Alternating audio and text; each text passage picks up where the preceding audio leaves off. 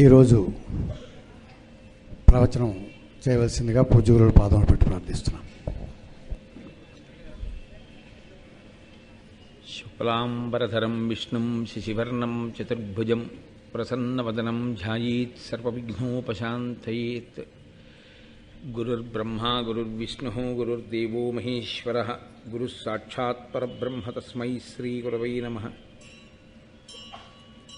వ్యాసాయ విష్ణురూపాయ వ్యాసరూపాయ విష్ణవే నమో వై బ్రహ్మనిధయే వాసిష్ఠాయ నమో నమః. కూజంతం రామ రామీతి మధురం మధురాక్షరం ఆరుహ్య కవితాశాఖాం వందే వాల్మీకికోకిలం. శ్రుతిస్మృతిపురాణానాం ఆలయం కరుణాలయం నమామి భగవత్పాదశంకరం లోకశంకరం. వాగర్ధావివ సంపృక్తౌ వాగర్ధప్రతిపత్తయే జగతః పితరౌ వందే పార్వతీపరమేశ్వరౌ. సూక్తిం సమగ్రేతున స్వయమేవ లక్ష్మీః శ్రీరంగరాజమహిషీ మధురైః కటాక్షైః. వైదగ్ధ్యవర్ణగుణగుంభనగౌరవైర్యాం ఖండూలకర్ణకుహరాः కవయోధయంతి. హైమోర్ధ్వపుండ్రమజహన్మకుటం సునాసం మందస్మితం మకరకుండలచారుగండం బింబాధరం బహుళదీర్ఘకృపాకటాక్షం. శ్రీవేంకటేశముఖమాత్మని సన్నిధత్తాం. విమలపటీ కమలకుటీ పుస్తకరుద్రాక్షసస్తహస్తపుటీ కామాక్షీ పక్ష్మలాక్షీ కలిత విపంచీ విభాసి వైరించీ. మనోజవం మరుతతుల్యవేగం జితేంద్రియం బుద్ధిమతాం వరిష్టం వాతాత్మజం వనరయూధముఖ్యం శ్రీరామదూతం శిరసా నమామి. ఆపదామపహర్తారం దాతారం సర్వసంపదాం లోకాభిరామం శ్రీరామం భూయో భూయో నమామ్యహం. నారాయణం నమస్కృత్య నరం చైవ నరోత్తమం దేవీం సరస్వతీం వ్యాసం తతో జయముదీరయేత్. హరి ఓం. పరమేశ్వర స్వరూపమైన సభకి నమస్కారం. మహాభారతంలో ఒక ప్రధానమైనటువంటి వ్యక్తి, ఆయన పోషించినటువంటి భూమిక సామాన్యమైంది కాదు. ఇన్ని తరాలు ఆ సింహాసనం కోసం ఎన్ని దెబ్బలాటలు, ఆ రాజ్య విభాగం కోసం ఎంతంత అల్లర్లో ఎంతంత స్వార్థాలు. ఆయన చేసినటువంటి తప్పు ఏమిటి అలా పుట్టడానికి అంటే చాలా చిన్న తప్పు. కానీ ఆ చిన్న తప్పు చేసినది సామాన్యమైన వ్యక్తి పట్ల కాదు, చాలా గొప్ప మహాత్ముడి పట్ల చేసినటువంటి దోషం. దోషం చెయ్యడంలో కానీ దానం చెయ్యడంలో కానీ ఈ రెండూ కూడా మనం ఎవరికి చేస్తున్నాం, ఎవరి పట్ల చేస్తున్నాం అన్నదాన్ని బట్టి దాని యొక్క వ్యగ్రత మారిపోతుంది. ఒక దోషం చేసినప్పుడు ఏదో ఒక సామాన్యుని పట్ల జరిగిందనుకోండి, అది ఒక స్థాయిలో ఫలితాన్ని ఇస్తుంది. అది ఒక మహాత్ముడి పట్ల జరిగిందనుకోండి, అది కట్టి కుడిపేస్తుంది. అది మామూలుగా ఏముండదు. భీష్ముడి జీవితం ఎంతటి ధర్మాత్ముడో, ఎంత మహానుభావుడో, ఎంత బాగా చదువుకున్నాడో, ఎన్ని తెలుసున్నవాడో, అలా అన్ని కష్టాలు పడ్డాడు. బహుశः మానసికంగా ఆయన పడినంత పరివేదన పడిన పాత్ర వేరొకటి కనపడదు. చిట్ట చివర తన మరణం ఎలా వస్తుందో తానే చెప్పుకోవలసినటువంటి స్థితికి దిగిపోవలసి వచ్చింది మనవలకి. ఎంత కష్టపడ్డాడో ఇటు పాండవుల్ని అటు కౌరవుల్ని చూసి. అటువంటి మహాత్ముని యొక్క జననం జరగడానికి నిజంగా పరదేవత పరమేశ్వరుడు ఎంతంత గొప్ప గొప్ప వ్యక్తుల్ని ఎంచుకున్నాడో, ఎంతటి విశిష్టమైన వ్యక్తులు ఈ భూమండలం మీద తిరిగితే తప్ప, కదిలితే తప్ప, ధర్మం నడిస్తే తప్ప ఆ భీష్మ జననం జరగలేదో, ఆ భీష్ముడు ఎందుచేత అసలు అంత గొప్పవాడయ్యాడో తత్సంబంధమైనటువంటి విషయములను వివరణ చేస్తుంది ఆదిపర్వంలో కొంత భాగం. భీష్ముడు అశాంతము ఉంటాడు మహాభారతంలో, ఏదో స్వర్గారోహణ పర్వం లాంటి వాటిలో తప్ప. కానీ శాంతి పర్వం లాంటి దాని యందు ప్రత్యేకించి ఆయన ఈ జాతికి అందించినటువంటి సందేశం అత్యద్భుతం. కృష్ణ పరమాత్మ అంతటి వారు ఈ భీష్ముడి శరీరాన్ని విడిచిపెట్టేస్తే లోకానికి మళ్ళీ ఇన్ని ధర్మాలు చెప్పగలిగిన వాడు లేడు. అంతటి మహాపురుషుడు, ఆచార్యుడు. ఆచార్య శబ్దానికి మీరు కొంచెం జాగ్రత్తగా అర్థం చేసుకోవాలి. ఆచార్య అన్న మాటకు అర్థం ఏమిటంటే తాను ధర్మాన్నంతటినీ తెలుసుకుని తాను ఆచరించిన వాడైనటువంటి గురువు. అలా ఆచరణాత్మకమైనటువంటి విద్య కలిగిన వాడైతే ఆయన్ని ఆచార్య అని పిలుస్తారు. తెలుసు కానీ ఆయన ఆచరించాలి అని కాకుండా ఆయన బ్రహ్మజ్ఞానాన్ని పొంది ఉండడం చేత నిరంతరము ఈశ్వరుడు యందు రమిస్తూ ఉండిపోయేవారు కొంతమంది ఉంటారు. వారు తెలుసుకున్నవన్నీ ఆచరించాలని ఉండదు ఆ స్థితిలో. ఆ స్థాయి యందు తప్పు పట్టడం, దోషం పట్టడం, ఆచరణని అడగడం కుదరనటువంటి విషయాలు. ఒక భగవాన్ రమణుల వంటి వారు అదిగో ఆ స్థితిని పొందిపోతే వారు గురువులై ఉంటారు. కానీ ఆచార్య శబ్దంతో పిలవడం కష్టం. ఆచార్య శబ్దం అన్వయమైనటువంటి మహాపురుషుల్లో ఒకడు భీష్ముడు. ఆయన ఎంత గొప్ప స్థితిని పొందినవాడంటే ఆయన అత్యంత శ్రద్ధతో శంతన మహారాజు గారికి శ్రాద్ధం పెడుతుంటే ఆ కబళం కోసం భూమిలోంచి చీల్చుకుని శంతన మహారాజు గారి యొక్క చెయ్యి పైకొచ్చింది ఆ కబళం చేతిలో పెట్టమని. ఆయన అన్నాడు, వేదం శరీరం విడిచిపెట్టినటువంటి వాడు మళ్ళీ ప్రీతి చెంది చెయ్యి చాపిన, సూక్ష్మ శరీరంతో ఉన్నవాడు కనపడి చెయ్యి చాపిన అలా పెట్టకూడదు చేతిలో, ఒక్క దర్భల మీద మాత్రమే పెట్టాలి అని వేదం చెప్తోంది. కాబట్టి నాన్నగారు మీరు ప్రీతి చెందినా నేను మీ చేతిలో పెట్టడం కుదరదు, నేను దర్భల మీద పెడతాను, మీరు తీసుకోండి అన్నాడు. వేదంలో చెప్పినటువంటి విషయాన్ని తాను తెలుసుకోవడం కాదు, తానంత గొప్పగా ఆచరించినటువంటి వాడు. పుస్తకగత విద్య అని ఒకటి ఉంటుంది. అలాగే ఆ పుస్తకంలో ఉన్నటువంటి విద్య హృదయగతము కావడము అన్నది ఒకటి ఉంటుంది. పుస్తకంలో విద్య చదివి చాలా బాగుందని విడిచిపెట్టేసింది పుస్తకంలోకే వెళ్ళిపోతుంది. పుస్తకంలో ఉన్నది ఆచరణాత్మకం ఎప్పుడవుతుందంటే హృదయములోనికి ప్రవేశిస్తే. ఆ హృదయములోనికి ప్రవేశించడానికే ఆ అనుష్ఠాన పర్యంతంలోకి తెచ్చుకోవడానికే అంత చిత్తశుద్ధి కావలసి ఉంటుంది. దాన్ని మనం ఆచరించాలనేటటువంటి ఆ తాపత్రయం కావలసి ఉంటుంది. సరే, ప్రారంభం చేస్తూ నిన్న మనం భరతుడి గురించి చెప్పుకున్నాం. వంశకర్తలు అంటారు వాళ్ళందరినీ. వంశకర్త అంటే అందరూ వంశకర్తలు కాలేరు కూడా. ఎందుకంటే మీరు నన్ను మన్నించగలిగితే నేను మీతో ఒక విషయం ప్రస్తావన చేస్తాను. మీ ముత్తాతగారి నాన్నగారు ఎవరు అని అడిగారు అనుకోండి, చాలామంది చెప్పలేరు. ముత్తాతగారి నాన్నగారు ఎవరు అని ముత్తాతగారి వరకు గుర్తుంటే చాలా గొప్ప విషయం. అసలు ముత్తాతగారి నాన్నగారు ఎవరు, ముత్తాతగారి తాతగారు ఎవరు అని అడిగారు అనుకోండి, అంత ఎవరికి ఏం తెలియవు. అలా తెలియదు, మర్చిపోతారనే గయ్యలో శ్రాద్ధం పెట్టేటప్పుడు కూడా ఈ పేరు గుర్తు లేని వాళ్ళందరికీ ఎన్నెమ్మ అని పేరు పెట్టేస్తుంటారు. కాబట్టి మనకి జ్ఞాపకంలో ఉండరు. జ్ఞాపకం చెయ్యవలసినంత గొప్ప స్థితిని కీర్తిగా కొంతమంది పొంది ఉండరు. సామాన్యంగా జీవితం వెళ్ళిపోతుంది. అంటే నా ఉద్దేశ్యం వాళ్ళని ఎంత మాత్రం చిన్నబుచ్చడం కాదు. వాళ్ళు మహానుభావులు, వాళ్ళు జన్మనివ్వబట్టే తాతగారు, తండ్రి గారు, నేను ఇలా వంశం పరిఢవిల్లుతోంది. కానీ వంశకర్త అన్న మాటకి పేరు ఏమిటంటే ఆ వంశం ఇక్ష్వాకు వంశం అయితే, నిన్ననే మీతో మనవి చేశాను, రఘువు పుట్టిన తర్వాత రఘువంశము అన్నారు. అంటే ఆ వంశం పేరే మారిపోయింది ఆయన పేరు మీదుగా. అంటే అంతటి మహితాత్ముడై అంతటి గొప్పవాడైతే ఆయనని వంశకర్త అని పిలుస్తారు. మీరు వింటూ వస్తున్నారు ఆ వంశం ఎలా వెళుతోంది అన్న విషయాన్ని. ఎంతమంది రాజులు పుట్టినటువంటి వారు. అందులో మీరు మొన్నటి రోజు నేను ఉపన్యాసం పూర్తి చేసినప్పుడు యయాతి మహారాజు తన సంతానంలో పూర్ణికి రాజ్యాన్ని ఇవ్వడం దగ్గర విన్నారు. నిన్నటికి అది భరతుడి దగ్గరికి వచ్చింది. ఆ తరువాతి కాలంలో వచ్చినటువంటి చాలా గొప్పవాడు ఆ వంశ పరంపర అలా చాలా కాలం కొనసాగి వెళ్ళిపోయిన తరువాత ఆ భరత వంశము కురువంశము అని పిలిపించుకుంది. అంటే వంశం మారిపోయిందని కాదు, వంశకర్త మళ్ళీ వచ్చాడు అని. అంటే అంతటి మహితాత్ముడు వచ్చాడు. ఆయన సంవరుణుడు తపతి అనబడేటటువంటి వారికి జన్మించినటువంటి వాడు కురుడు. ఆయన మళ్ళీ అంత ప్రఖ్యాతి వహించాడు. అందుకే ఆయన పేరు మీదుగా వంశం కురువంశం అని పిలువబడింది. వాళ్ళు యుద్ధం చేసినటువంటి క్షేత్రం కూడా కురుక్షేత్రము అని పిలువబడింది.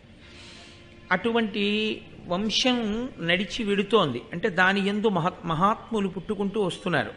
ఈలోగా ఇక్ష్వాకు వంశంలో ఒక మహాపురుషుడు జన్మించి ఉన్నాడు. ఆయన పేరు మహాభిషుడు. ఆయన సామాన్యమైన వాడేం కాడు. ఆయన 1000 అశ్వమేధయాగములు చేశాడు. ఒక అశ్వమేధయాగం చేయడమే చాలా గొప్పది. కలియుగంలో అశ్వమేధయాగం లేదు. అసలు కలియుగంలో అశ్వమేధయాగము ఆచరించమని లేనే లేదు. కాబట్టి కలియుగంలో అశ్వమేధాన్ని సంకల్పము చేయకూడదు, కలియుగంలో అశ్వమేధాన్ని చెయ్యను చెయ్యరు, తప్పు అసలు. కలియుగంలో మరి అశ్వమేధయాగం ఏమిటి అని అడిగారు. అనాథ ప్రేత సంస్కారమే అశ్వమేధయాగం.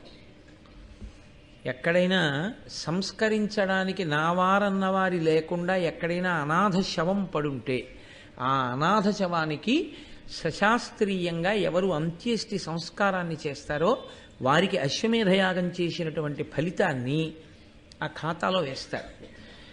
అసలు చాలా ఆశ్చర్యకరమైన విషయం ఏమిటంటే సనాతన ధర్మంలో అత్యంత గొప్పదిగా చెప్పబడిన సంస్కారములలో ఒకటి అంత్యేష్టి సంస్కారం. ఇది మీకు అంత గొప్పగా అంత సమంత్రకంగా చేయడం అనేటటువంటిది చాలా చోట్ల చాలా విశ్వాసముల యందు కనపడదు. అది సనాతన ధర్మమునందు అంతర్భాగం. అందుకే దీన్ని సామాన్యులు కాదు ఆచరించడం. ఈశ్వరుడు అవతారాన్ని స్వీకరించినప్పుడు కూడా అనాథ ప్రేత సంస్కారం జరగకపోతే ఆయన ఒప్పుకోలేదు. రామచంద్రమూర్తి ఎక్కడెక్కడ అటువంటి వారితో తనకి సంఘం ఉన్నా వారికి అంత్యేష్టి సంస్కారం చేసి వెడుతుంటాడు. జటాయువుకు అంత్యేష్టి చేశాడు. రావణుడికి చెయ్యమని విభీషణుడిని ప్రోత్సహించాడు, నువ్వు చేయకపోతే నేను చేస్తానన్నాడు. వాలికి సుగ్రీవునితో చేయించాడు. ఆయన అనాథ ప్రేత సంస్కారం అనగా అసలు ప్రేత సంస్కారము జరగకుండా రామావతారం ఒప్పుకోలేదు. అలాగే కృష్ణావతారం.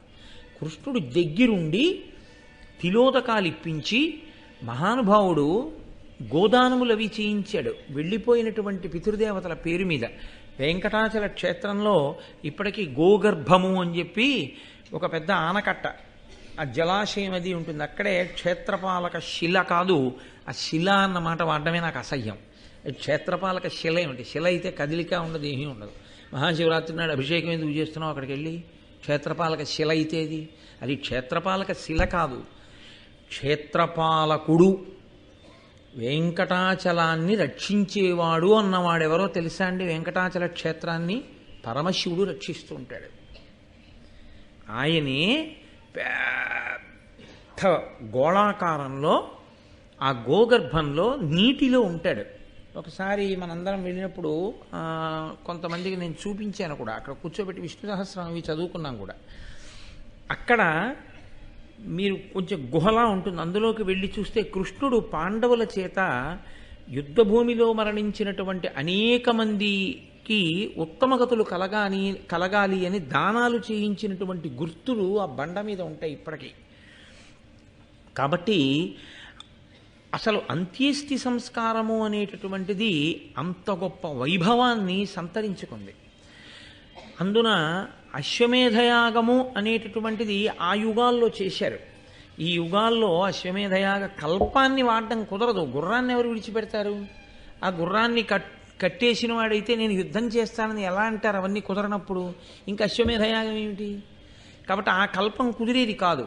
అశ్వమేధయాగం చాలా గొప్ప ఫలితాన్ని ఇస్తుంది ఒక్క అశ్వమేధయాగం చేస్తే. ఇప్పుడు లేదు, లేకపోయినా మరి అశ్వమేధం చేసిన ఫలితం ఎలా ఇస్తారన్నారు? అనాథ ప్రేత సంస్కారం చేయగలిగితే అశ్వమేధయాగం చేశాడన్న ఫలితాన్ని మీ ఖాతాలో వేసేస్తామన్నారు. కాబట్టి మహానుభావుడు మహాభీషుడు 1000 అశ్వమేధయాగములు చేశాడు, 100 రాజసూయ యాగములు చేశాడు. అంటే సామాన్యుడైనటువంటి రాజు కాడు, అసాధారణ ప్రజ్ఞాశాలి, గొప్ప రాజర్షి, అంతటి ధర్మం తెలుసున్నవాడు. ఆయన విమానం ఎక్కి ఇంద్రసభకి బ్రహ్మసభకి వెళ్ళగలిగేవాడు. బ్రహ్మసభకి ఒక ప్రత్యేకత ఉంటుంది. ఒక కోణాన్ని ఇప్పుడు నేను స్పృశించను, కానీ బ్రహ్మసభ అనబడేటప్పటికీ దానికి ఒక ప్రత్యేకమైనటువంటి గౌరవం. ఎందుకంటే ఆయన ఎప్పుడూ 4 ముఖాలతో ఆయనే వేదం చెప్తుంటాడు. అది ఎలా ఉంటుంది అంటే గొప్ప అసలు పీఠాధిపతి మహాపండితుడు అన్నమాట వాడకూడదు. నేను మాట్లాడేది శంకర భగవత్పాదులు స్థాపించినటువంటి పీఠముల వంటి మహాపీఠముల గురించి నేను మాట్లాడుతున్నాను. శంకర భగవత్పాదులు స్థాపించినటువంటి పీఠములలో మళ్ళీ అత్యద్భుతమైనటువంటి పీఠంగా దక్షిణ భారతదేశంలో వన్యకెక్కిన పీఠములు శృంగగిరి, కంచి. అందులో మళ్ళీ మహాప్రాజ్ఞులైన వారే పీఠాధిపత్యం వహిస్తూ ఉంటారు. అంతటి మహాపండితులు, పండితులన్న మాట కూడా వాళ్ళ విషయంలో అసలు సరిపోదు, కదిలి వెళ్ళేటటువంటి శారదాస్వరూపాలవి. అటువంటి శారదాస్వరూపం దగ్గర మీరు నేర్చుకున్నారనుకోండి, చదువుకున్నారనుకోండి ఏదైనా విషయాన్ని, ఇంకా అది సామాన్యమైనటువంటి చదువు కాదా చదువు.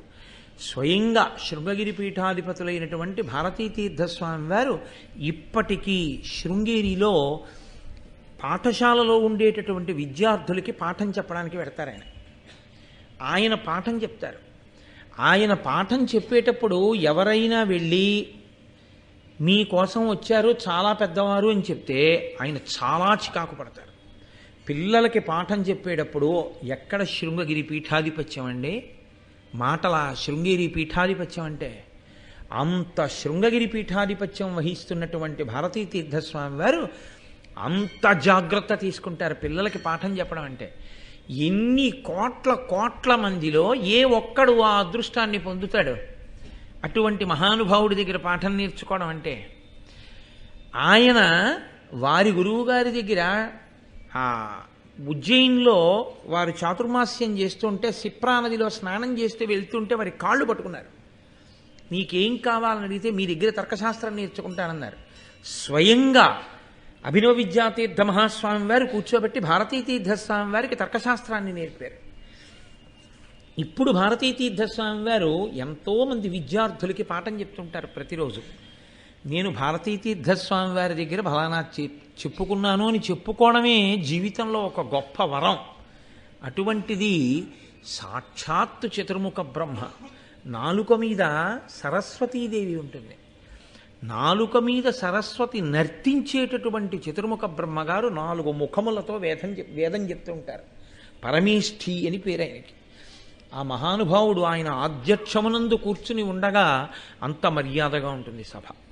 అక్కడ ఇంకా ఏ ఇతరమైనటువంటి కల్మషభూయిష్టమైన ఆలోచనలతో కూడినటువంటి ప్రవర్తన అక్కడ అంగీకరింపబడదు. బాహ్యాభ్యంతరములయందు లోపల అటువంటి భావన ఉండకూడదు, పైన అటువంటి భావన ఉండకూడదు. ఆ స్థితికి చేరగలిగాడన్నవాడు మాత్రమే బ్రహ్మసభలోకి ఎడతాడు తప్ప అక్కడికి వెళ్ళిపోవడం అనేటటువంటిది అసలు సాధ్యమే కాదు.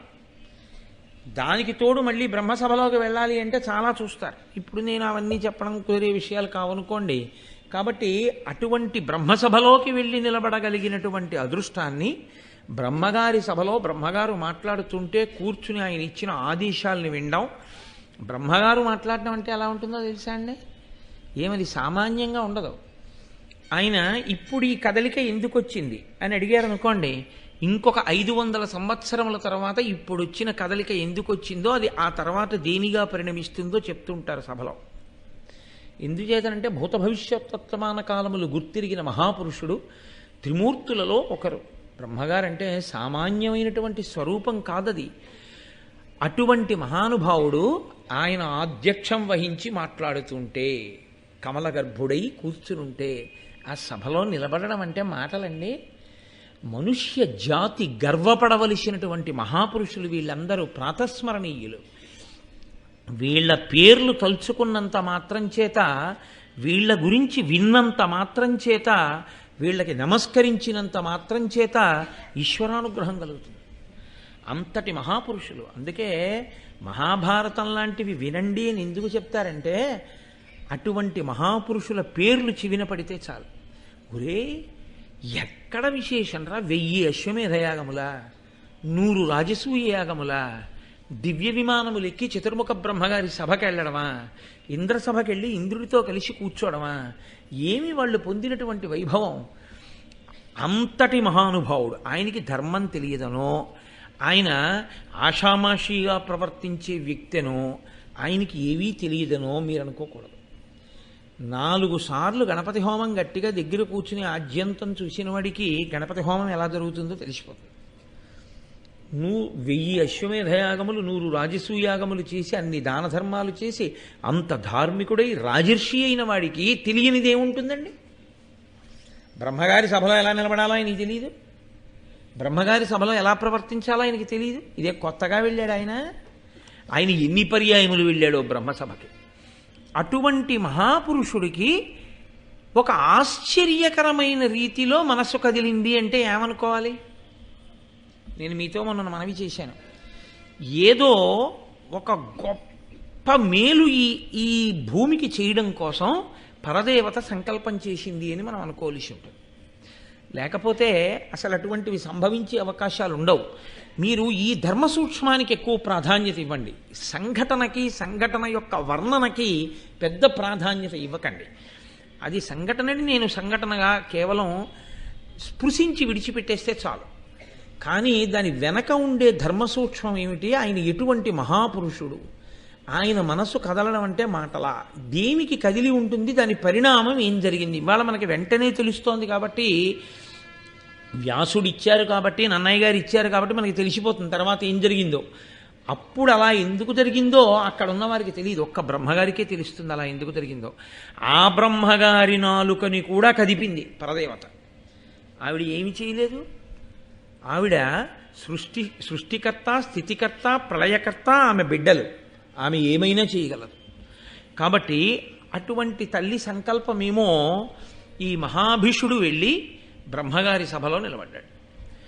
మహాతల్లి ఆవిడ దేవలోకంలో ప్రవహిస్తుంది, మందాకిని అన్న పేరుతో, భూమి మీద భాగీరథి అన్న పేరుతో ప్రవహిస్తుంది, పాతాళంలో భోగవతి అన్న పేరుతో ప్రవహిస్తుంది. 3 పేర్లతో ప్రవహించిన ఆవిడ మాత్రం ఒక్కరే, త్రిపథగా గంగ. అంతటి మహనీయమూర్తి. గంగని పరమశివుడికి భార్యగా ఎక్కడా పౌరాణికంగా చెప్పడం కుదరదు. సంప్రదాయంలో కూడా గంగని భార్యగా చెప్పడం కుదరదు. ఆయన కేవలం భరించాడంతే. నేను వేరొక చోట మీకు ఈ అనుమానం రాకూడదు అని ముందుగా ఈ మాట అంటున్నాను. ఇప్పుడు ఈ మహాభీషుడు నిలబడున్నాడు ఎదురుగుండా, గంగమ్మ కూడా వచ్చి నిలబడింది. అకస్మాత్తుగా గాలి వీసింది.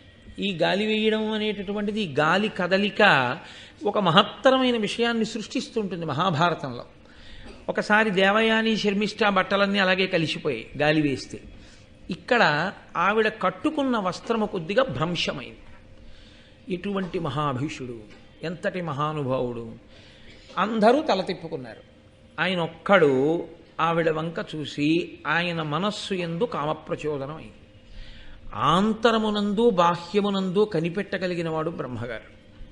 ఆయన చూసి అన్నారు, ఈ సభ యందు ఎలా ఉండకూడదో అలా ఉన్నావు, కాబట్టి నువ్వు మర్త్యలోకమునకు వెళ్ళిపో, నువ్వు భూమి మీదకి వెళ్ళి మనుష్యునిగా పుట్టు. ఏమండి, బ్రహ్మగారి నోటి వెంట రావాలంటే శిలవైపోదువుగాక అనవచ్చు. యుక్తాయుక్త విచక్షణ లేకుండా ప్రవర్తించావు కాబట్టి నీవు ఒక జంతువు అయిపోదువుగాక అనవచ్చు.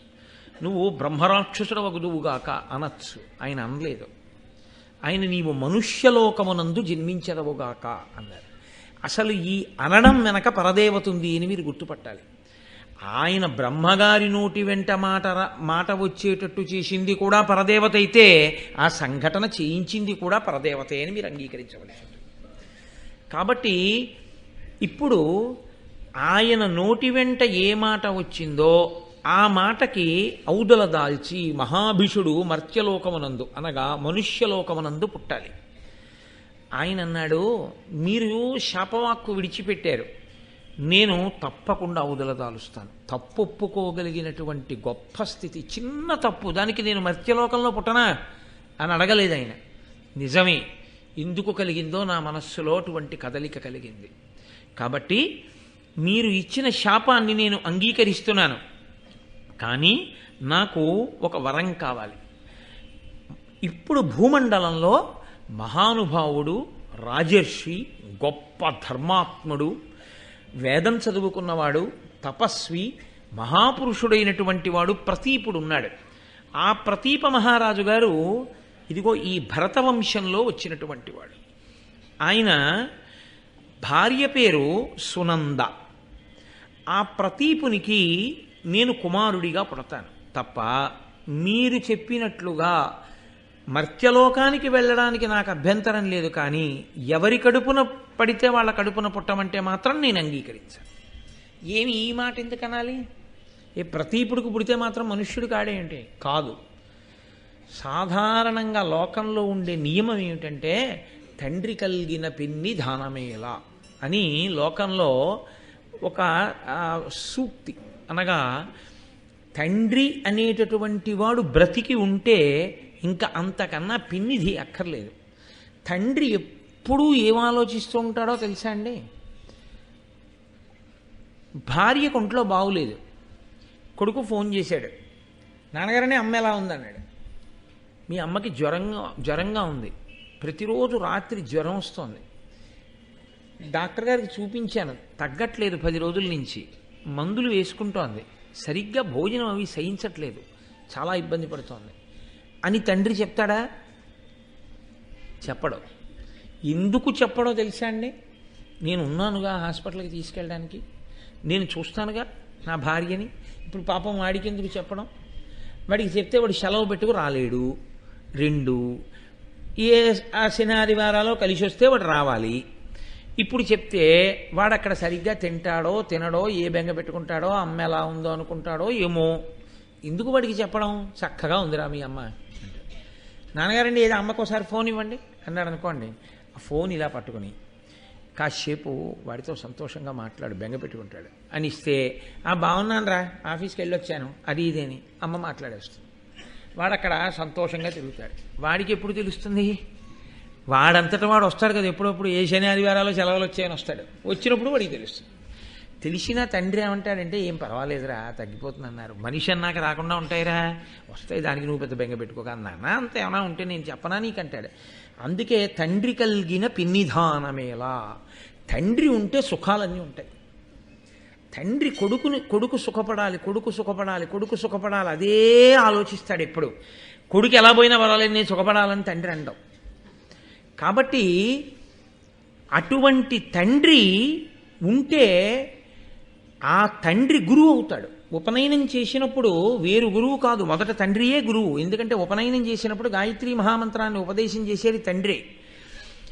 ఆ తండ్రి ధర్మాత్ముడై, ఆ తండ్రి రాజర్షి అయి, ఆ తండ్రి తపస్వి అయితే పాడైపోకూడదా అండి పిల్లలు అంటే, నేను దాని గురించి మాట్లాడడం ధర్మం కాదు. ఇప్పుడు మనం మంచిని మాట్లాడుకోవలసి ఉంటుంది. ఆ తండ్రి యొక్క నడవడిని చూసి తాను కూడా అలా ప్రవర్తించడానికి అవకాశం ఉంటుంది. స్వతహాగా గురువైనటువంటి తండ్రి అందుబాటులో ఉన్న కారణం చేత ఎప్పుడూ తండ్రి దగ్గర నేర్చుకోవచ్చు. తండ్రి కూడా కొడుకు వృద్ధిలోకి రావాలనే తాపత్రయం ఉండాలి, కానీ తన విద్యని ధారపోసేస్తాడు. సరికదా? తండ్రి విషయంలో ఉండే లక్షణం ఏమిటో తెలుసా అండి? చిట్ట చివరికి ఆ కొడుకు చేతిలో ఓడిపోవడాన్నే గొప్ప సత్కారంగా భావిస్తాడు. తనకన్నా తన కొడుకు బాగా చెప్పాడు అనుకోండి, ఎంత సంతోషపడిపోతాడో. కాబట్టి పుత్రాదిచ్చేత్ పరాజయం, కొడుకు చేతిలో ఓడిపోవడం కూడా అంత సంతోషంగా ఉంటుంది. కనుక నేను ప్రతీప మహారాజు గారికి కొడుకుగా పుడతాను, నాకు ఈ అవకాశం ఇప్పించమన్నాడు. సంకల్పం ఏ తల్లి చేసిందో ఆ తల్లే బ్రహ్మగారి ద్వారా అనుగ్రహించవలసి ఉంటుంది. కాబట్టి వెంటనే బ్రహ్మగారికి కోపం తగ్గిపోయింది. ఆయన అన్నారు, తప్పకుండా నీవు ప్రతీపునకు కుమారుడిగా జన్మించదవుగాక. ఇప్పుడు ఈ మహాభీషుడు ఇక్ష్వాకు చంద్రవంశంలో ప్రతీప మహారాజు గారి యొక్క కుమారుడిగా పుట్టాలి అని సంకల్పం చేసుకుని బ్రహ్మసభలోంచి బయటికి వెళ్ళిపోయాడు. ఇంకా ఆయన గంగమ్మ వంక చూడలేదు. మహాభారతంలో గంగమ్మకి బ్రహ్మగారు శాపం ఇచ్చినట్లు లేదు. ఎందుకు ఇవ్వలేదు అంటే, ఆవిడ దోషం ఏముందని ఇవ్వాలి? ఆవిడేమీ లేకి ప్రవర్తన చేయలేదు, గాలి వేసింది, ఆవిడ వస్త్రం భ్రంశమైంది అంతవరకు. కానీ తన వైపు అలా చూసి అంత శాపానికి గురి భూమండలం మీద రాజుగా పుట్టడానికి అంగీకరించి వెళ్ళిపోతున్నటువంటి మహాభిషుని యందు గంగకి అనురాగం అంకురించి ఆవిడ కూడా వెనకాల వెళ్ళి, ఈయన భూమి మీద పుడుతున్నాడు కాబట్టి నేను కూడా ఇప్పుడు భూమి మీద నా అంశతో కనపడతాను, సాకారముగా నేను కనపడతాను. పాపం వెర్రివాడు నన్ను చూసి కదూ ఇంత శాపానికి గురయ్యాడు, నన్ను ఏ దృష్టితో చూశాడో ఆ దృష్టితో చూడడం ధర్మమైపోయేటట్టుగా భార్యనవుతాను. ఎంత ఆవిడ ఇంకొకలా కాదా ఉద్దేశ్యం. అప్పుడు మహాభిషుడు ఏ రూపంతో ఏ పేరుతో భూమండలం మీదకి వస్తాడో ఆ రూపానికి ఆ వ్యక్తికి గంగమ్మ భార్య అయితే అప్పుడు ఆ మహాభిషుడు ఏ పేరుతో పుట్టాడో ఆ పేరుతో గంగని భార్యగా స్వీకరించిన తరువాత ఆ దృష్టితో చూడడానికి, కామదృష్టితో చూడడానికి అభ్యంతరం రాదు. ఎందుకంటే కామము ధర్మంతో ముడిపడుతుంది. అయ్యో ఇంత దెబ్బతిన్నాడు కాబట్టి నేను కూడా అలా పెడతాను అంటే ఆడ మనసుగా, తల్లి మనసుగా, విశాల హృదయంగా గంగ ఆలోచించి ఆవిడ కూడా ఒక నిర్ణయం చేసుకుని వెడుతోంది. ఈ వెడుతున్న సమయంలో అష్టవసువులు ఆవిడికి కనబడ్డారు. అష్టవసువులు పవిత్రాత్ములు, మహానుభావులు వాళ్ళు. ఆ అష్టవసువులు ఆవిడికి కనపడి ఆవిడితో ఒక విషయం చెప్పారమ్మా, మాకు ఒక శాపం కలిగింది, ఆ విషయాన్నంతటినీ మీకు చెప్తాం అంటే మళ్ళీ ఇంకొక చోట చెప్పవలసి వస్తుంది కాబట్టి ఇక్కడ అంత మటుకు మాత్రమే. మాకు ఒక శాపం ఉంది కాబట్టి మేము ఎనమండుగురము కూడా ఇప్పుడు భూమండలం మీద పుట్టాలి. తల్లి, ఆ పుట్టేదేదో వాళ్ళ కడుపున వీళ్ళ కడుపున పుట్టకుండా నీ కడుపున పుడతాం. అమ్మ అంగీకరిస్తావా, మమ్మల్ని కొడుకులుగా కంటావా అన్నారు. ఈవిడెందు ఏ కోరికతో వెడుతోంది? మహాభిషుడు ఎవరిగా పుడితే ఆయనకి భార్యగా అవడానికి ఎడుతోంది. భార్యగా అవడంతో ఏ ఆడదాని జీవితమైనా పరిపూర్ణత పొందినట్ట? అలా ఏ ఆడది భావన చేయదు. అమ్మ అని పిలిపించుకుంటేనే దానికి సార్థకత, పరిపూర్ణత. ఒక్క భార్యాస్థానంలో కూర్చోవడం వల్ల పరిపూర్ణత రాదు కదా. అందుకని ఎలాగో నేను అమ్మ అనిపించుకున్న నాడే సార్థకత కాబట్టి మనుష్యుడికి భార్యనైన మనుష్యకాంతగా ఉంటాను కాబట్టి అప్పుడు అమ్మ అనిపించుకోవాలి. ఈ పిల్లల్ని నాకు కొడుకుల్ని చేసుకుంటే తప్పేమిటి? వసువుల్ని మంచిదేగా, మంచి కొడుకులు పుడతారు. తప్పకుండా ఆవిడ అభయం ఇచ్చేసింది. అభయం ఇచ్చేయగానే వాళ్ళు అన్నారు, అమ్మ పుట్టగానే తీసుకెళ్ళి మమ్మల్ని గంగలో పడగండి. ఆవిడ హడిలిపోయింది. ఇంతటి మహాత్ములు నా కడుపున పుడతారా? నేను పుట్టిన వాళ్ళందరినీ పట్టుకెళ్ళి గంగలో పారైనా ఎందుకు అలా పారేయడం అని అడిగింది. మాకు వశిష్ఠ మహర్షి శాపం అమ్మ, భూమి మీద పుట్టాలి, పుట్టి ఉండమని లేదు, పుట్టమని ఉంది. కాబట్టి పుట్టి మాకు మత్స్యలోకంలో ఉండాలని లేదు, పుట్టగానే తీసుకెళ్ళి మళ్ళీ గంగలో పడాయి. మేము మరణించి అంటే ఆ శరీరాన్ని వదిలేసి మళ్ళీ వసువులుగా వెళ్ళిపోతాం. అంటే ఆవిడంది, అమ్మా అని పిలిపించుకోవడం కేవలం మాతృత్వ సిద్ధి చేత కుదరదు. బిడ్డల్ని ప్రసవిస్తే కుదరదు. ఆ బిడ్డడు బ్రతికుండి అమ్మా అని పిలిస్తే కదూ ఆ పిలుపు యొక్క అమృతాన్ని నేను ఆస్వాదించడం. అలా పిలవడానికి ఒక్కడైనా ఉంటుందా మీలో? ఆ ఒక్కడు 3 రోజులు ఉంటాను, వారం రోజులు ఉంటాను, 3 ఏళ్ళు ఉంటాను, 5 ఏళ్ళు ఉంటానంటే ఏ తల్లి అంగీకరిస్తుందా? అలాగా ఏ తల్లి అయినా ఏం కోరుకుంటుంది? పరిపూర్ణాయుర్దాయంతో తన కొడుకు ఉండాలని కోరుకుంటుంది. కాబట్టి దీర్ఘాయుష్మంతుడై మీలో ఒక్కడు ఉండడా అని అడిగింది ఆవిడ. అడిగితే వాళ్ళన్నారు, మాయందొక్కొక్కళ్ళ తురీయాంశము దాల్చి శుభచరిత్రుండై దీర్ఘాయుష్యుండష్టమవసు ఆయత భుజుడుండు నీకు ఆత్మోద్భవుడై. అమ్మా మేము 8 వసువులం కదా, 7 వసువులం మాలో ఉండేటటువంటి 4వ వంతు తేజస్సుని ఒక వసువు అయినటువంటి ప్రభాసుడు అని ఆయన యందు ప్రవేశపెడతాం. ప్రభాసుడు తన తేజస్సుతో మా 7 యొక్క తేజస్సులోని ఒక్కొక్క అంశతో కలిపి ఇంత తేజోమూర్తి అయి అపారమైన భుజపరాక్రమము కలిగినటువంటి వాడై దీర్ఘాయుష్మంతుడై నీ కడుపు పండి నువ్వు పొంగిపోయేటట్టుగా ఇటువంటి మహాపురుషుణ్ణి కన్నావన్న పేరు నీకు చిరస్థాయిగా ఉండిపోయేటట్టుగా నీ కడుపున అలా దీర్ఘాయుష్మంతుడవుతాడమ్మా. నీకు చాలా చాలు. నాకటువంటి కొడుకు కావాలి, మీ కోరిక నేను తీరుస్తాను, 7 పుట్టగానే గంగలో పడేస్తాను. ఇది ఎవరి వరకు తెలుసు? ఒక్క గంగకి తెలుసు, వసువులకి తెలుసు. పొడదామని వెడుతున్నటువంటి మహాభిషుడికి తెలుసా? తెలియదు. గంగ వస్తోంది పోని అన్న విషయం తెలుసా? తెలియదు. మీరు ఇక్కడే ధర్మ సూక్ష్మాన్ని జాగ్రత్తగా పట్టుకోవాలి. పైగా ఇప్పుడు తాను వెళ్ళి మహాభిషుడు ఎవరిగా పుడతాడో ఆయనకి భార్య అయిందనుకోండి, తన కొడుక్కి రాజ్యం వస్తుందని నమ్మకం ఏమిటి? తాను మహారాణి అవుతుందని నమ్మకం ఏమిటి? పైగా మీతో నేను నిన్ననే మనవి చేశాను, మహారాజ్ఞిగా కూర్చునేటటువంటి వ్యక్తి యొక్క కులగోత్రములు, ఆమె చరిత్ర ప్రజలకి తెలియాలి. ఎవరిని పడితే వాళ్ళని పట్టాభిషేకం చేస్తాను అని ప్రభు నిర్ణయం తీసుకున్నా ప్రజలు సహేతుక కారణం చూపించి తిరస్కరిస్తే ప్రభువుకి అధికారం ఉండదు, పట్టం కట్టడానికి వీల్లేదు. మీకు నేను ఎక్కడి వరకు ఎందుకు ఇక్కడే ఒక ధర్మ సూక్ష్మం చూపిస్తాను. ప్రతీప మహారాజు గారికి సునంద యందు పెద్ద కొడుకున్నాడు, ఈ పిల్లవాడు పుట్టక ముందే. ఆయన దేవాపి అని పేరు. తర్వాత ఈ మహాభిషుడు శంతన మహారాజుగా పుట్టాడు వెళ్ళి.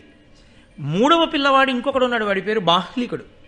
ఇందులో ఈ ప్రతీప మహారాజు గారికి ముందు పుట్టినటువంటి పెద్ద కొడుక్కి కదండి రాజ్యం ఇవ్వాలి, శంతనుడికి ఇవ్వకూడదుగా. మహాభిషుడు శంతనుడిగా రెండో కొడుకుగా కదా వెళ్ళాడు, పెద్దవాడికి ఇవ్వాలి రాజ్యం. పెద్దవాడికి రాజ్యం ఇద్దామని ఆయన నిర్ణయం చేసుకున్నాడు. చాలా మంచివాడు, యోగ్యుడు, అన్ని విధాలుగా చాలా గొప్పవాడు. ప్రతీపుడు సామాన్యుడు కాడు, మహానుభావుడు, రాజర్షి. ఇదిగో పెద్ద కొడుకు అయినటువంటి ఈ దేవాపికి నేను పట్టాభిషేకం చేస్తున్నాను అన్నాడు. అంటే ప్రజలన్నారు కుదరదు. ఎందుకు కుదరదు? వాడు ధర్మాత్ముడు, వాడికి ఇస్తానన్నాడు. అంటే వాళ్ళు అన్నారు అతనికి చాలా తీవ్రమైన చర్మరోగం ఉంది. అంత తీవ్రమైన చర్మరోగం ఉన్నటువంటి వ్యక్తి ప్రభువుగా కూర్చోవడానికి అర్హుడు కాడు. కాబట్టి మేము అంగీకరించాం. నేను దీన్ని ఇప్పుడు దాని గురించి పెద్ద విశేష వ్యాఖ్యానం దాని గురించి అక్కర్లేదు. కాబట్టి ఇంత చర్మవ్యాధి ఉన్నవాడిని మేము ఒప్పుకోమన్నారు. అంటే ప్రతీప మహారాజు గారు ఎంత ధర్మాత్ముడంటే ప్రజలు ఒప్పుకోలేదని తీసేశాడు. నీకు ఇవ్వట్లేదురా రాజ్యం అన్నాడు. అంటే ఆయన ఇక నేను ఎలాగో రాచరికం చెయ్యను కదా, నాకు ఇతర భోగములు అక్కర్లేదని తపస్సు చేసుకోవడానికి వెళ్ళిపోయాడు. అందుకని రెండో వాడికి ఇచ్చారు. మరి మూడో వాడి రాజ్యం కోసం భాగానికి రాలేదా అని మీకు అనుమానం రావచ్చు. బాహ్లికునికి మేనమామ గారి సామ్రాజ్యం వచ్చింది, అందుకని ఆయన మేనమామ గారి దగ్గరికి వెళ్ళిపోయాడు. శంతన మహారాజు గారికి ప్రతీప మహారాజు గారి రాజ్యం అంతా శంతనుడికి వచ్చింది. ఇప్పుడు ఈ శంతన మహారాజు గారు అయితే నేను సంస్కృత భారతంలోంచి కొంత కలిపి చెప్తున్నాను. మీరు ఇంటికి వెళ్ళి అన్నయ్య గారి భారతం ఒకటి చూశారనుకోండి, నేను చెప్పినటువంటి విశేషాలు కొన్ని మీకు ఆంధ్ర భారతంలో కనపడవు. ఎందుకంటే నేను కొన్ని సంస్కృత భారతంలో కూడా చెప్తున్నాను మీకు ఈ విశేషాలు. కాబట్టి ఇప్పుడు ఈ శంతనుడిగా వచ్చాడు మహాభిషుడు. మీరు బాగా జ్ఞాపకం పెట్టుకోవాలి ధర్మం ఎలా నడుస్తోంది అన్నదాని విషయంలో. మహాభిషుడు శంతనుడిగా వచ్చినప్పుడు ఆయనకి తెలుసు నేను మర్త్యలోకంలో పుడుతున్నాను ప్రతీపునికి కొడుకుగా, గంగ వస్తోంది నాకు భార్యగా అన్న విషయం తెలుసా? శంతనుడికి తెలియదు. మరి గంగ శంతనుడికి భార్య ఎలా అవడం? గంగ శంతనుడికి భార్య అవ్వడం అంత తేలికైన విషయం కాదు.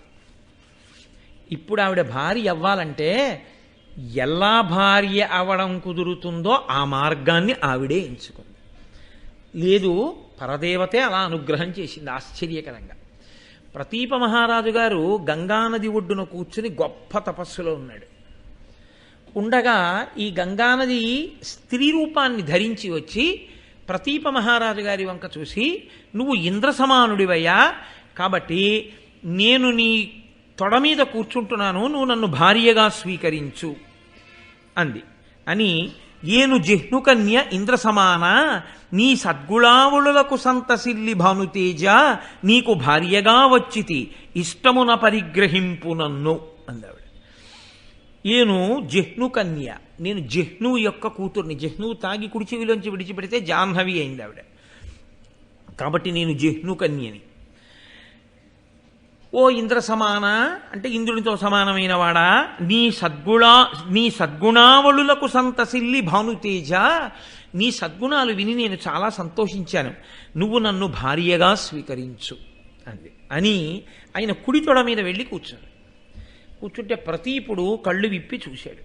చూసి ఆయన అన్నాడు, అనిన ప్రతీపుడిట్లనియే అంబురుహానన అగ్నిసాక్షికంబున పరిణీతయైన సతి బొల్పుగా ఒక్కతగాని అన్యులన్ మనమునయేనియుంతలప మానిని ఇట్టి జితాత్ము నన్ను ఇట్లని పలుకంగ నీ కగునే అన్యుల పల్కిన ఎట్ల బేలవై. నాకు వ్రతం ఉంది, నేను ఏకపత్ని వ్రతుణ్ణి. నేను మనసులో కూడా అన్య స్త్రీని ఆ స్థానంలో ఊహ చేయను. నా భార్య ఒక్కతయందే నా యొక్క భార్య దృష్టి తప్ప అన్య స్త్రీల యందు నేను మానసికంగా కూడా ఎప్పుడూ అటువంటి భావన చెయ్యను. కాబట్టి పిచ్చిదానా బెలా, నువ్వు నన్ను ఇలా అడగచ్చా భార్యని చేసుకోమని? అయినా నువ్వు వచ్చి నా తొడ మీద కూర్చున్నావు. కూర్చున్నప్పుడు కుడి తొడ మీద కూర్చున్నావు. కుడి తొడ మీద కూర్చునేటటువంటి అధికారం ఒక్క కొడుక్కి, కూతురికి, కోడలికి మాత్రమే ఉంది.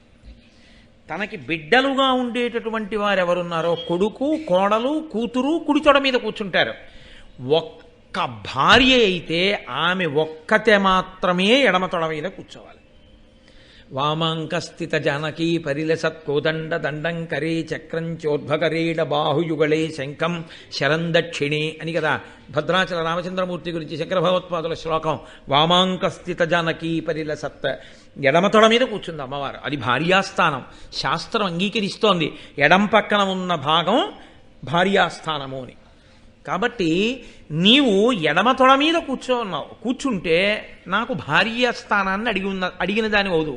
నా కుడి తొడ మీద కూర్చున్నావు కాబట్టి నా కూతురువి కావు, నా కొడుకువి కావు. కాబట్టి నువ్వేమవ్వాలి? నా కోడలివి అవ్వాలి. నా కోడలివి అవ్వాలంటే నాకు కొడుకు పుడతాడు ఎప్పుడప్పుడు. ఎందుకని? పెద్ద కొడుకు తపస్సు చేసుకోవడానికి వెళ్ళిపోయాడు. రెండవ వాడికి రాజ్యం ఇవ్వాలి.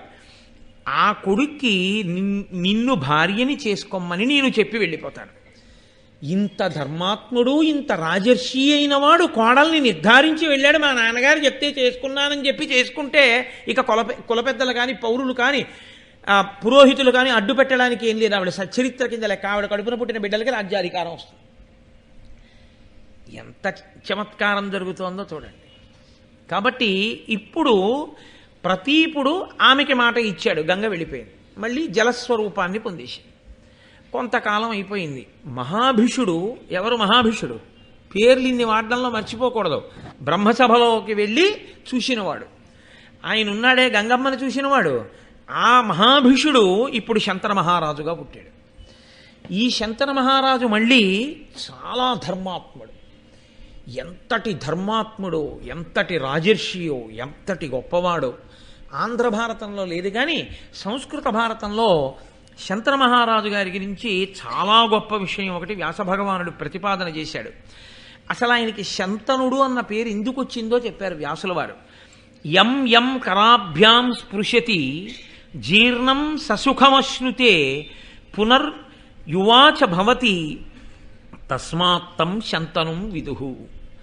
ఆయన శంతన మహారాజు గారు అలా వెడుతూ ఉండగా ఎవరైనా తల ముగ్గుబుట్టలా అయిపోయినటువంటి ఒక వృద్ధుడు కనపడితే శంతన మహారాజు గారు తన రెండు చేతులతో ఆ వృద్ధుణ్ణి పట్టుకుని ఒకసారి ఆయన వంక చూస్తే వెంటనే అతనికి యవ్వనం వచ్చేది. అంతటి ధర్మాత్ముడు, అంతటి తపస్వి, అంతటి రాజర్షి, అంతటి మహానుభావుడు శంతనుడు. ఎందుకు శంతనుడు అంత గొప్పవాడు కాగలిగాడు? మహాభీషుడు శంతనుడిగా వచ్చాడు. ఎక్కడికి పోతుంది ఆ వైభవం? కాబట్టి ఇంతటి మహాత్ముడై ఉన్నాడు ఆయన. ప్రతీప మహారాజు గారు శంతనుణ్ణి పట్టాభిషేకం చేసి తాను వానప్రస్థానికి వెళ్ళిపోతున్నాడు భార్య సునందతో కలిసి. వెళ్ళిపోతూ ఎంత గొప్ప పేర్లండి అసలు. ఆ సునంద ఎంత అందమైన పేర్లు. ఏమిటో పుస్తకాలకి పేర్లు అని వెతుకుతారు. మహాభారతం చూడండి, లలితా సహస్రం చూడండి, ఎన్ని గొప్ప గొప్ప పేర్లు దొరుకుతాయో. అసలు మనకున్న ప్రామాణిక గ్రంథాలు పోయాయి. ఏ పేరు పెట్టుకుంటే అందమైన పేరో, ఏ పేరు పెట్టుకుంటే మనకు అభ్యున్నతి కలుగుతుందో ఆ పేర్లన్నీ వదిలేశాం. అక్కర్లేని పేర్లు ఏవో కొన్ని అక్షరాలు కలిపి దానికి అర్థం ఉందో లేదో కూడా తెలియదు. నన్ను ఈ మధ్య ఎవరో ఒక ఆయన అడిగాడు కూడా, అసలు దీనికి అర్థం ఏమైనా ఉందా అండి? నేను ఏమీ అర్థం లేదు బాబు, తప్పు కూడా అలా పెట్టుకోవడం అని చెప్పాను. అందుకని అలాంటి పేరు ఒకటి తెచ్చి పెట్టుకుంటాడు. కాబట్టి సునంద ఆ ప్రతీపుని యొక్క భార్య పేరు. ఆయన సునందాదేవితో కలిసి వానప్రస్థానికి వెళ్ళిపోయాడు. వెళ్ళిపోతూ కొడుకుతో చెప్పాడు, ఒకానొకప్పుడు నేను గంగ ఒడ్డున తపస్సు చేసుకుంటూ ఉండగా ఒక స్త్రీ వచ్చి నా కుడి తొడ మీద కూర్చుంటే నేను ఆమెకి వరం ఇచ్చాను, నా కొడుకు నిన్ను వివాహం ఆడతాడని. నీకు మళ్ళీ ఏదో ఒక రోజున గంగానది ఒడ్డున ఆ స్త్రీ కనపడుతుంది. కనపడినప్పుడు నేను వరం ఇచ్చానని గుర్తేమిటో తెలుసా? నీ మనసు ఆమె యందు మగ్నమవుతుంది. గంగ కదిలి రావడానికి కావలసినటువంటి కారణం ప్రతీపుని ద్వారా తీరేటట్టు కదలికొచ్చింది. ఇప్పుడు ప్రతీపుడి నోటి వెంట వచ్చింది ఆ మాట. నీకు ఏనాడు అలా నీకు పరిచయం లేనటువంటి ఒక స్త్రీని చూసినంత మాత్రం చేత నీ మనసు లగ్నమవుతుందో ఆనాడు నువ్వు జ్ఞాపకం తెచ్చుకో, నేను మాట ఇచ్చింది ఆమెకే, లేకపోతే శంతనుడి యొక్క మనసు అలా లగ్నం అవుదని గుర్తు. ఆమెని నువ్వు కులగోత్రములు అడగవలసిన అవసరం లేదు, మా తండ్రి ఆజ్ఞ అని నువ్వు వివాహం చేసుకో అని చెప్పాడు. పితృఆజ్ఞ తప్పకుండా నాన్నగారు మీరు ఆజ్ఞాపించినట్లే జరుగుతుంది అన్నాడు. ప్రతీప మహారాజు గారు వానప్రస్థానికి వెళ్ళిపోయాడు. శంతన మహారాజు గారు మహానుభావుడు రాజ్యం చేస్తున్నాడు, ఆయనకి వివాహం కాలేదు. చాలా కాలం అయిన తర్వాత ఒక రోజున గంగానది ఒడ్డున వేట కోసమని వెడుతూ విహారం చేస్తున్నాడు. గంగా స్త్రీ రూపం ధరించి కనపడింది. వెంటనే ఆయన మనసు ఆమె యందు అనురక్తమైంది. నాన్నగారు ఏమీ అడగకూడదన్నారు, నా మనసు ఇవాళ ఈమె యందు లగ్నమైంది. ఆయన ఊరుకున్నాడు. ఆమె కూడా గ్రహించింది, ఓ ఈయన మనసు నా యందు లగ్నమైంది అని. ఆయన ఎప్పుడూ అలాంటి చూపు చూసేవాడు కాడు, చూశాడు కాబట్టి ఆమె కనిపెట్టగలిగింది. కనిపెట్టి ఆవిడంది వచ్చి, నీవు నన్ను భార్యని చేసుకోవాలి అని కోరుకుంటున్నావు, నేను నీ భార్యనవుతాను, కానీ ఒక్క షరతు. ఎందుకు ఈ మాట అనాలి అంటే, గంగ వసువులకి మాట ఇచ్చింది, పుట్టిన పిల్లల్ని తీసుకొచ్చి గంగలో పడేస్తాను. ఇప్పుడు తనకి స్వేచ్ఛ ఉండాలి పిల్లల్ని అలా పడేయడానికి. లేదనుకోండి, భర్త అనుమతి లేకుండా పిల్లల్ని తీసుకెళ్ళి అలా నీటిలో పారేస్తే ఎలా కుదురుతుంది, తప్పు అవుతుంది. కాబట్టి ఆమెంది శంతనుడితోటి, భూనాథ నీకు భార్యంగా నన్ను పరిగ్రహింపగడుకొని ఇష్టంబేని సమయంబు సేయుము, మానుగ నాకిష్టమైన మార్గము ప్రీతిన్. నీవు నన్ను భార్యగా స్వీకరించాలి అనుకుంటే నువ్వు నాకొక ప్రమాణం చెయ్యి. నేను నీకు భార్యని అయిన తరువాత నేను ఏది చేస్తున్నా నువ్వు ఇది చెయ్యవద్దని అనరాదు. నీవు నన్ను ఎప్పుడూ ఏ విషయంలోనూ ఇలా ఉండకూడదని నిర్బంధించరాదు. అలా అయితే నిన్ను వివాహం చేసుకుంటాను. తండ్రి గారంతటి వాడు ఆజ్ఞ ఇచ్చాడు, శుభమే జరుగుతుంది కాబట్టి. లేకపోతే తండ్రి గారు ఎందుకు చెప్తాడు? కాబట్టి తప్పకుండా అలాగే నీ మాట నేనెన్నడూ కాదనను. మహానుభావుడు శంతనుడు ఏమనుకుంటాడండి, ఏదో ఆ జరత్కారువు చూడండి, నువ్వు ఏమైనా సరిగ్గా నా ఎందుకు గౌరవం తక్కువ చేసి ఉంటే వెంటనే నిన్ను మీ అన్న ఇంటికి పంపించి నేను తపస్కెడతానన్నాడు జరత్కారుడు. ఆవిడ అనుకుందా, సూర్యాస్తమయం అవుతోందని నిద్ర లేపితే నేను లేవకుండా సూర్యుడు వెళ్తాడా, ఎలా పెడతాడు, నన్ను ఎందుకు లేపి, అగౌరవం కాదా, సూర్యుడికి ఉన్నపాటి గౌరవం నీకు లేదా అని ఆయన వెళ్ళిపోతాడు అనుకుందా ఆవిడ. అలా ఇక్కడ కూడా ఏమైందంటే, ఆ మహా అడిగితే ఏమడుగుతుంది, మహారాజుని ఎందుకు వద్దని ఎందుకంటాను, ఏ పాట అడుగుతుందిలే అని అలాగే అన్నాడు. వివాహం అయిపోయింది, ఇద్దరూ సంతోషంగా ఉన్నారు. పండంటి కొడుకు పుట్టాడు. రాజుకి అసలు వంశం వంశం వంశం కలవరించిపోతారు. ఎందుకంటే మీరు ఒక విషయాన్ని బాగా జ్ఞాపకం పెట్టుకోవాలి, రాజు తను పరిపాలించడంతో పూర్తి అయిపోదు. కన్న బిడ్డలు ఎటువంటి వారో ప్రభువుకి తన ప్రజలు ఎటువంటి వారు. తల్లి తండ్రి చూడండి, ఓ ఆడపిల్ల పుట్టింది, ఓ మగపిల్లాడు పుట్టాడు. ఆయనకో 25,000 జీతం వస్తోంది. 25,000 జీతం వస్తుంది కదా, వాడికి చదివిస్తున్నాను, వీడిని చదివిస్తున్నాను, అయిపోయింది. పెళ్ళిళ్ళ ఏమో అప్పటికి మనం ఉన్నామో ఉండమో, లేకపోతే వాళ్ళ పెళ్ళి ఎలా జరుగుతుందో ఏమో అప్పుడు చూద్దామని చెప్పి తినేస్తాడు. ఏంటి వచ్చిన డబ్బంతాను. ఆడపిల్ల పుట్టిందని నెలకో 1,000 రూపాయలు పట్టుకెళ్ళి ఏ ఆర్డీఓ ఫిక్స్డ్ డిపాజిట్లో ఏవో వేసి ఆడపిల్ల కోసం దాస్తాడా? మరి కొడుక్కి పాపం ఓ ఇల్లో వాకిలో వాడికి ఇస్తే వాడు కొంచెం ఉంచుకుంటాడు జీవితంలో, కాబట్టి వాడికి ఏదో ఓ ఇల్లు ఏర్పాటు చేద్దాం అని తండ్రి ఆలోచన చేస్తాడా చేయడా బిడ్డల కోసం? నేను వెళ్ళిపోయిన తర్వాత కూడా నా బిడ్డలు సుఖంగా ఉండడానికి నేను ఏదో చెయ్యాలని తాపత్రయపడతాడు. రాజుల తాపత్రయం ధర్మం అది. ఉత్తమ క్షత్రియుడైన రాజు తాను భోగలాలసుడై ఉండడు. నా తర్వాత వీళ్ళని పరిపాలించడానికి యోగ్యమైనటువంటి కొడుకు నాకు పుట్టివాడు మంచి బుద్ధి కలిగిన వాడై సింహాసనం మీద కూర్చునేటట్టు చూడవలసినటువంటి కర్తవ్యం కూడా నా మీద ఉంటుంది. అందుకు వాళ్ళు వంశం కోసం అంత తాపత్రయపడి బిడ్డలు పుట్టకపోతే ఋషుల్ని ఆశ్రయించి యాగాలు చేసి యజ్ఞాలు చేసి బిడ్డల్ని కానీ సింహాసనం మీద కూర్చోబెట్టి ధర్మాన్ని నిలబెట్టారు. ఎందుకు ఆ తాపత్రయం అంటే ధర్మం నిలబడాలి తప్ప ఎవడో ఓడొచ్చి దాని మీద కూర్చుంటే ధర్మం నశించిపోతుంది. ధర్మం ప్రధానం. అందుకొచ్చింది ఇది. ఎదరెదర ఎంత విచిత్రమైన స్థితిని పొందుతుందో మీరు చూద్దరుగా నా ప్రాతిపదిక. కనుక ఇప్పుడు కొడుకు పుట్టాడు, ఎంత సంతోషిస్తాడు మహానుభావుడు శంతనుడు. ఆవిడ పొత్తిళ్లలో పట్టుకుని ఆ ఉన్నటువంటి పిల్లవాడిని తిన్నగా తీసుకెళ్లి గంగానదిలో పడేసింది. చాలా బాధపడ్డాడు రాజు, ఊరుకున్నాడు. అలా ఎందుకు చేశావు అన్నాడు అనుకోండి, వెళ్ళిపోతుంది. కాబట్టి ఆ సమయమునందు శంతనుడికి ఉన్నది వ్యామోహమే. ఒకసారి మనసులోకి ప్రవేశించకూడదు, కానీ ప్రవేశించిందో, అది జీవుణ్ణి పట్టుకుందో వాసనగా, అది పూర్తిగా తీరేంత వరకు మళ్ళీ జన్మ ఎలా ఉంటుందో చూడండి. కాబట్టి ఇప్పుడు ఆమె యందు కలిగిన అనురాగము చేత కొడుకునే చంపేసినా ఊరుకున్నాడు కాదు. దాని యందు రెండవ కోణం, వసువులకి గంగమ్మ ఇచ్చిన వరం, వశిష్ఠుడిచ్చిన శాపం. అందుకని వాళ్ళు వెళ్ళిపోవలసిందే మళ్ళీ పుట్టగానే. అందుకని 7 పర్యాయములు గర్భం ధరించింది, 7 మాటలు పిల్లల్ని తీసుకెళ్లి గంగలో పడేసింది. ఊరుకున్నాడు ప్రభు, ఏమీ అనలేకపోయాడు. 8వ పిల్లవాడు పుట్టాడు. ప్రభు 8వ మాట కొడుకు అన్నాడు. ఏమి సంతోషం ఆ ఇంట్లో! 8 కొడుకులు పుట్టారు, ఇంకోసారి కొడుకు పుట్టాడని సంతోషమా? మళ్ళీ బాధ మొదలు. అయ్యో, తీసుకెడుతుంది, గంగలో పడేస్తుంది. అదేమిటని అనలేడు, మాట ఇచ్చాడు. అదేమిటంటే అలాంటప్పుడు కూడా వాళ్ళు కాదనరా, వాళ్ళు అటువంటి అనృతవాక్యం జోలికి వెళ్ళరు. వాళ్ళ ధర్మం అటువంటిది, వాళ్ళ సత్యం అటువంటిది, మాటిస్తే. కాబట్టి వరుణుడు ఆదిగా గల వసువులు తోట్టోడ పుట్టుచునున్న ఆ పొలతి వారి నల్లన పుట్టిన అప్పుడు కొనిపోయి నిర్దయై గంగ నీరిలోన వైచిన ఇరిగి అవ్వసుమతీనాథుండు తనయులనిట్లేల దయ్యులేక గంగలో వైచెదు కడు అధర్మంబేల చేసెదు నా జోడు చిలువతన్ను బాసిపోవునలియు పలుకక ఎప్పటి ఎట్ల నిమ్మినుండు అంత పుట్టె తనయుడష్టముండు తల్లిదండ్రులకతి ప్రీతియును ముదంబు పెరుగుచుండా. ఇలా పిల్లలు పుడుతున్నారు, పట్టుకెడుతోంది, గంగలో పడేస్తోంది. 8వ మాట కుమారుడు పుట్టాడు. ఇప్పుడు ఇంకా ఆగలేకపోయాడు. అసలు భార్యని స్వీకరించడము అనేటటువంటిది వంశం నిలబడ్డానికి. వంశం నిలబడ్డానికి కారణమైనటువంటి కొడుకులు పుట్టిన వాళ్ళందరినీ గంగలో పడేస్తోంది. 8వ మాట కూడా పడేస్తే ఇంకా నేను కామోపభోగము కొరకు జీవితమే తప్ప నా పితృరుణం ఎప్పుడు తీరుతుంది? నాకు పాపం సంక్రమించట్లా?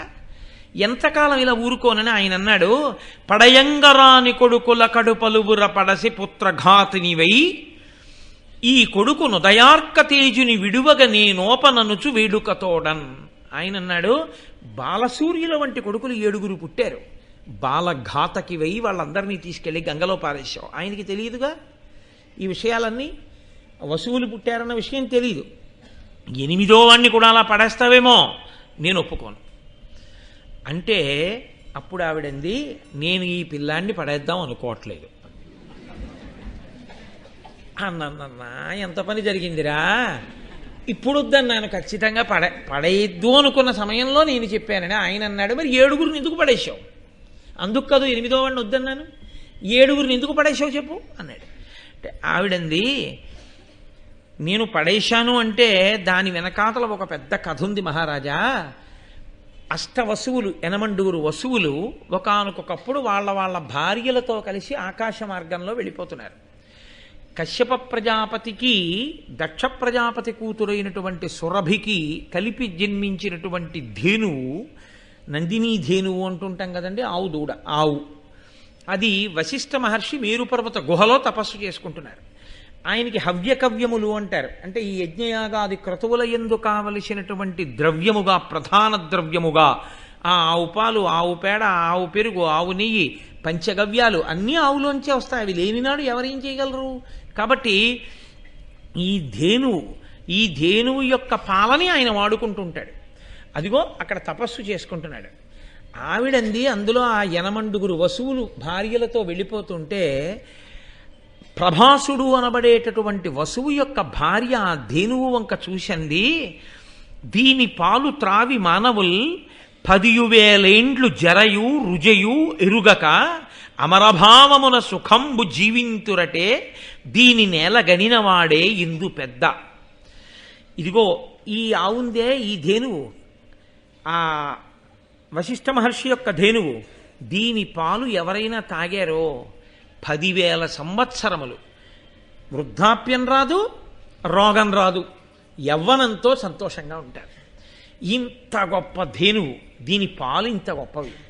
నిజంగా లోకంలో ఎన్నో ఉండి ఐశ్వర్యవంతులం అంటారు, కానీ ఇలాంటి ధేను ఎవరికుందో వాడే గొప్పవాడు అని ఊరుకుంది ఆవిడ. ఆవిడంది, భూలోకంలో ఉషీనర అనబడేటటువంటి రాజ్యం ఉంది.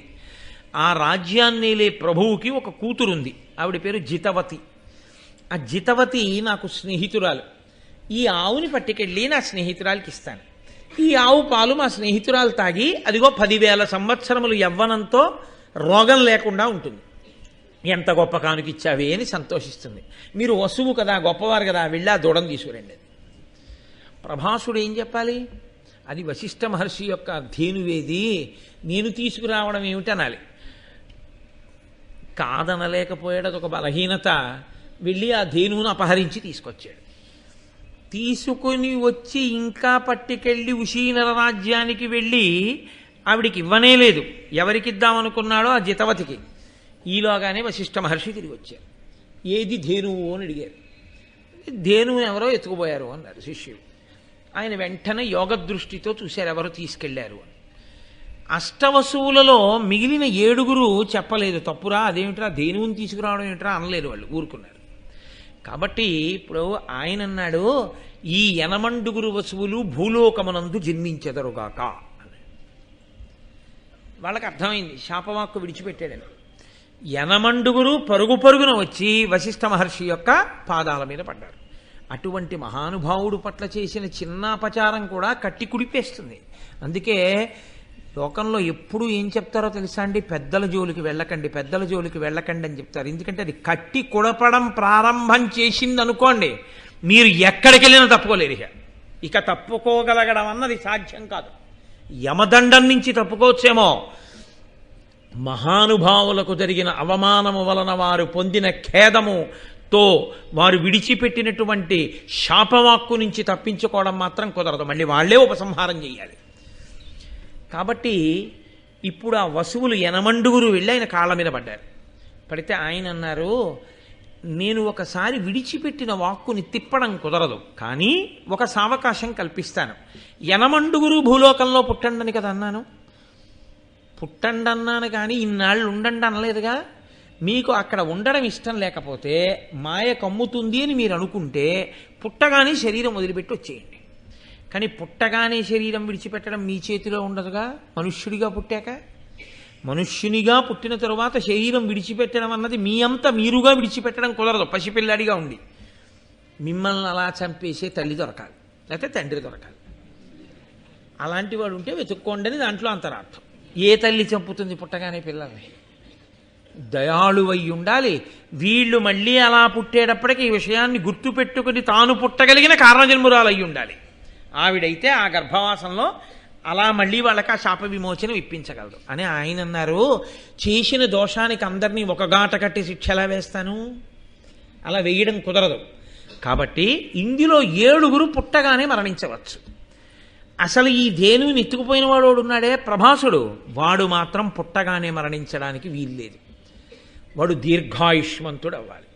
ఇది కూడా పరదేవతానుగ్రహమే. నోటి వెంట ఆ మాట రావడం అక్కడ వరకు బాగుంది. అప్పుడు అది శాపం ఎలా అయిందండి? ఆయన ఏమన్నారో తెలుసా? వాడు సంతతి లేనివాడు కావాలి. అక్కడ వచ్చింది భీష్మాచార్యుల వారి జీవితం. అన్ని మలుపులు అక్కడ తిరగడం మొదలైంది. సంతత లేని వాని జీవితమునందుండేటటువంటి వైక్లభ్యములను ఇప్పుడు నేను వర్ణించడం సభాముఖంగా నాకు ఇష్టం లేదు. కాబట్టి ఎంత పెద్ద శాపవాక్కు వచ్చి పడిపోయిందో చూడండి. ధేనువు దూడని కదూ అపహరించావు, ఒక ఆవు యొక్క దూడని. నీకు బిడ్డలు లేనితనం ఏమిటో తెలియాలి. నా బిడ్డ లాంటిది ధేనువు. దాన్ని తీసుకుపోయినప్పుడు నేను ఎంత పరివేదన పడ్డానో, పిల్లలు లేని నువ్వు అంత బాధపడాలి. కాబట్టి బిడ్డలు లేకుండుగాక, దీర్ఘాయుష్మంతుడు వగుదువుగాక. కష్టాలు చూడడానికి పనికొచ్చింది ఆయన దీర్ఘాయుష్యానికి, మహానుభావుడి. కానీ అంతటి ధర్మాత్ముడు. ఏమి భీష్ముడు, ఆయన పేరు చెప్తేనే 2 చేతులు ఎత్తి నమస్కరించాలి. అంతటి మహానుభావుడు. కాబట్టి ఒప్పుకున్నాడు ప్రభాసుడు. 8 వసువులు బయలుదేరారు. అందుకునయ్యా ఎవరు చెప్తున్నారు ఈ విషయాలన్నీ? గంగ శంతన మహారాజుతో చెప్తోంది. పుట్టిన వాళ్ళు 7 వసువులు. వశిష్ఠ మహర్షి శాపం ప్రకారం వాళ్ళు వెంటనే శరీరం వదలాలి.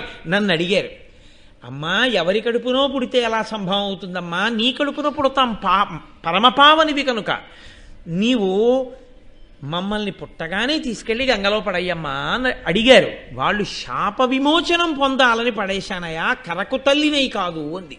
8వ వాడు దీర్ఘాయుష్మంతుడు కావాలిగా, అందుకని పడయ్యాలనుకోవట్లేదు. నువ్వు వద్దన్నావు, నేను వెళ్ళిపోవాలి. అంటే ఎక్కడ వరకు ప్రయోజనము జరగాలో అక్కడ వరకే, అంతేకాని ఇంకా ఆ అవసరం అయిపోయిన తర్వాత ఇంకా అలా ఉండడం కుదరదు. అది ఈ పైన నడిపించేటటువంటి ఈశ్వర శక్తి. కాబట్టి నేను వెళ్ళిపోతున్నాను, నాతో పాటు ఈ పిల్లవాడిని కూడా తీసుకెళ్ళిపోతున్నాను. ఎందుకో తెలుసా? పిల్లవాడికి చిన్నతనంలో అమ్మ అండ చాలా అవసరం. నేను తీసుకెళ్ళి యోగ్యుడైన కుమారుడిగా తీర్చిదిద్ది నీకు తెచ్చి అప్పచెప్పేస్తాను. మంచి కొడుకుని కన్న తండ్రి అని నువ్వు పొంగిపోదు. కానీ ఎవరైనా భార్యను ఎందుకు స్వీకరిస్తారు? ఒక సంతానం కోసం స్వీకరిస్తారు. ఆ సంతానం నీకు లేకుండా చేయడం నా ప్రయోజనం కాదు. కాబట్టి కొడుకుని నాతో తీసుకెళ్ళిపోతాను అంటే నీకు ఇవ్వను అని కాదు, విద్యాబుద్ధులు చెప్పించి పరమ ప్రయోజకుడుగా తీర్చిదిద్ది ఈ కొడుకుని తెచ్చి నీకు అప్పగిస్తాను. అప్పుడు నీ భార్యాస్థానంలో కూర్చున్నందుకు నాకు ధన్యత తప్ప, నీకు బిడ్డలు లేనిది వాడిని చేసి నేను భార్యాస్థానంలో కూర్చుంటే దేనికది? కాబట్టి నీకు కొడుకుని అప్పచెప్తానన్నాడు. ఎంత ధర్మం చూడండి, ఎక్కడికక్కడే ధర్మం. కాబట్టి ఇప్పుడు ఆయనని విద్యావంతుణ్ణి చేసి విద్యాబుద్ధులు చెప్పించేటటువంటి పూచి ఆ కర్తవ్యాన్ని గంగమ్మ తీసుకుంది. కాబట్టి వశిష్ఠుని యొక్క శాపము అంత తీవ్రమైనటువంటి శాపమయా, మామూలు శాపం కాదు. మనుజయోని పుట్టుడని వారికప్పుడు కోపమడర మునియు శాపమిచ్చే భయము ఉంది వివశులయి వచ్చి వారును వినయమొనరా ఇట్టులనిరి మునికి. వాళ్ళందరూ వచ్చి ప్రార్థన చేస్తే ఇదిగో 8వ వాడికి మాత్రం ఇంత ఘోరమైన శాపం ఇస్తే వాడు నా కడుపున పుట్టాడు, వాడిని విద్యాబుద్ధులు చెప్పించి 8వ వసువుని కొడుకుగా నీకు అప్పచెప్తానంది. తీసుకుని గంగమ్మ వెళ్ళిపోయింది. చాలా కాలం అయిపోయింది. శంతనుడు మహాధర్మాత్ముడు, చక్కగా ఏదో ఋషులతో కాలక్షేపం చేస్తున్నాడు, కన్న బిడ్డల్లా ప్రజల్ని పరిపాలన చేస్తున్నాడు. కొడుకు ఉన్నాడు, ఆ కొడుకు విద్యాబుద్ధులతో వస్తాడు కదండి. కాబట్టి ఆయన ఇంకా మళ్ళీ వేరొక స్త్రీ యందు ఆయన మనసు లగ్నం కాలేదు. అంటే